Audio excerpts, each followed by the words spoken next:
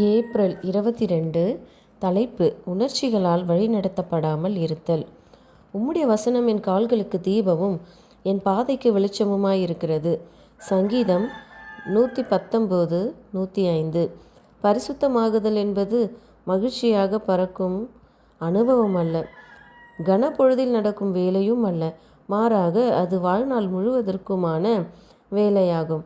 தேவன் தன்னை பிரித்தெடுத்து பரிசுத்தப்படுத்தி இருக்கிறார் என எவரேனும் கோரினால் அந்த ஆசீர்வாதத்திற்கான ஆதாரமானது சாந்தம், பொறுமை, நீடிய பொறுமை, உண்மைத்துவம் மற்றும் அன்பு போன்ற கனிகளில் வெளிப்படும். தாங்கள் பரிசுத்தமாக்கப்பட்டவர்கள் என கோருபவர்கள் பெற்ற ஆசீர்வாதம் குறிப்பிட்ட ஏதோ ஓர் உணர்வின் மீது சார்ந்திருக்க வழிநடத்தி தேவனுடைய வெளிப்படுத்தப்பட்ட சித்தத்தை தாங்கள் அறிந்து கொள்வதற்கு வேத வாக்கியங்களை தேடுவது அவசியமில்லை என்று கூறினால் அவர்கள் ஆசீர்வாதம் என்று நினைத்தது போலியான ஒன்றாகும். ஏனெனில் அதை பெற்றவர்கள் தங்களுடைய சொந்த பரிசுத்தமாக்கப்படாத உணர்ச்சிகள் மற்றும் கற்பனைகள் மேல் மதிப்பை வைக்கவும் தேவனுடைய வார்த்தையிலுள்ள அவரது குரலுக்கு தங்கள் செவிகளை மூடிக்கொள்ளவும் அது வழிநடத்துகிறது.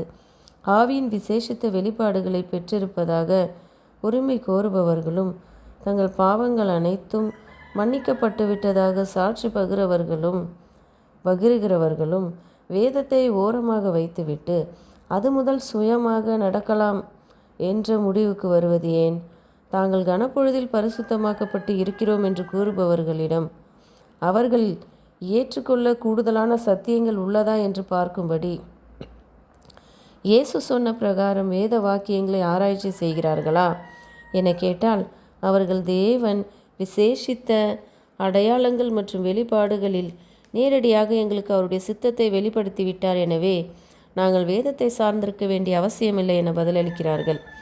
ஏதோ சில விசேஷித்த உணர்வை நம்புவதாலும் தேவனுடைய வார்த்தையை அசட்டை செய்வதாலும் ஆயிரக்கணக்கானோர் வஞ்சிக்கப்பட்டு கொண்டிருக்கின்றனர். அவர்கள் ஒரே பாதுகாப்பும் திட அஸ்திபாரமுமாகிய தேவனுடைய வார்த்தையின் மீது கட்டவில்லை. அறிவாற்றலுள்ள ஜீவிகளுக்கு கொடுக்கப்பட்ட மார்க்கமானது அதன் உண்மைத்தன்மையின் நியாயமான சான்றுகளை வெளிப்படுத்தும். ஏனெனில் இருதயத்திலும் குணத்திலும் குறிப்பிடத்தக்க விளைவுகள் காணப்படும். அவர்களுடைய அனுதின நடத்தையில் கிறிஸ்துவின் கிருபை வெளிப்படுத்தப்படும். தாங்கள் பரிசுத்தமாக்கப்பட்டவர்கள் என கூறிக்கொள்பவர்களிடம் உங்கள் வாழ்க்கையில் ஆவியின் கனி வெளிப்படுகிறதா?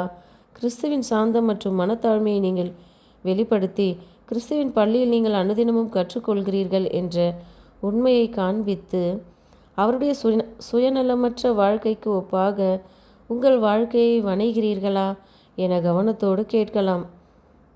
பரலோக தேவனுடன் ஒரு தொடர்பில் இருக்கிறோம் என்பதற்கு அவருடைய கட்டளைகளை நாம் கை கொள்ளுவதே மிக சிறந்த சான்றாகும். சுயத்தை நம்பாமல் தேவனை சார்ந்திருப்பதே கிறிஸ்துவை விசுவாசிக்கிறோம் என்பதற்கான மிக சிறந்த சாட்சியாகும். நாம் கிறிஸ்துவில் நிலைத்திருக்கிறோம் என்பதற்காக ஒரே நம்பகமான ஆதாரம் அவருடைய சாயலை வெளிப்படுத்துவதே ஆகும். நாம் இதை செய்யும் வரைதான் நாம் சத்தியத்தின் மூலம் பரிசுத்தமாக்கப்பட்டிருக்கிறோம் என்பதற்கு சாட்சி கொடுக்கிறோம். ஏனெனில் நமது அன்றாட வாழ்வில்தான் சத்தியம் எடுத்துக்காட்டாக வெளிப்படுகிறது. ஆமேன்.